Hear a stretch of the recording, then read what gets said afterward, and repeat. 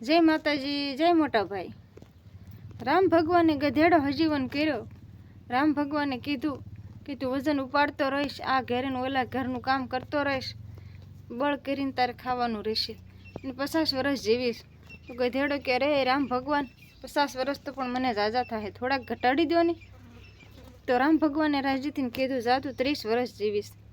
નાથી એને કૂતરો હજીવન કર્યો। તો કૂતરાને કીધું જા તું આ વાડીની ઓલી વાડીની રખેવાર કરીશ ને ધ્યાન રાખીશ અને તું 30 વર્ષ જીવીશ। કૂતરો કે રે રામ ભગવાન, 30 વર્ષ તો પણ મને ઝાઝા થાય, થોડાક ઘટાડી દો ને। તો રામ ભગવાને રાજીથી કીધું હા તો તું 15 વર્ષ જીવીશ। તો નાથી એને વાંદરાનો અવતાર આપ્યો, હજીવન કર્યો। એટલે વાંદરાને કે તું આ ડાળ ને ઓલી ડાળ ઠેકતો રહીશ, સાહિત્ય બસા સોટાડતો રહીશ અને 20 વર્ષ જીવીશ। અરે રામ ભગવાન, 20 વર્ષ તો પણ મને ઝાઝા થાય છે, થોડાક ઘટાડી દો ને। તો કે જા તો તું 10 વર્ષ જીવીશ।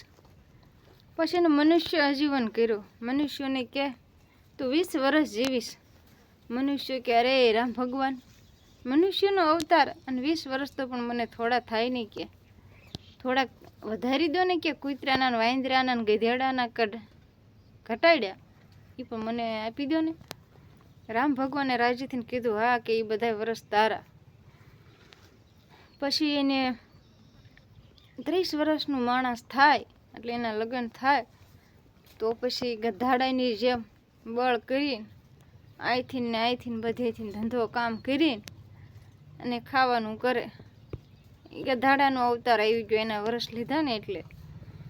પછી એના છોકરા થાય એટલે છોકરા લાડ કરે, મને આનું શાક ન ભાવે, મને આનું ન ભાવે ને, એટલે પછી એના મા બાપને બધું ભાવે, કેમ કે એને લાવવાનું હોય ને, એટલે એ બધું ખાઈ લે કૂતરાની જેમ। કૂતરાને જે દો એ બધું કૂતરા ખાઈ લે, એટલે પણ માણાય ખાઈ લે પછી, કેમ કે છોકરા લાડ કરતા હોય એનું કરવું કે આનું કરવું। એટલે પહેલાં લગ્ન પહેલાં તો એ લાડ કરતા હોય, મને આનું શાક ન ભાવે, મને આનું શાક ન ભાવે, પણ પછી કૂતરાનો અવતાર આવી ગયો કહેવાય, એટલે બધું ખાઈ લે। પછી વાંદરાનો અવતાર આવ્યો કહેવાય, એટલે આ દીકરાને ઘેરે ને ઓલા દીકરાને ઘેરે, આ છોકરા બથાવે ને ઓલા છોકરા બથાવે ને, ઘડીક ઓલા છોકરાને ઘેરે જાય ને ઘડીક ઓલા છોકરાને ઘેરે જાય ને, એમ કરીને ગટપણ આવે એટલે જિંદગી એમ પૂરી પાડે। એ વાંદરાનો અવતાર આવ્યો કહેવાય। જય રામ ભગવાન।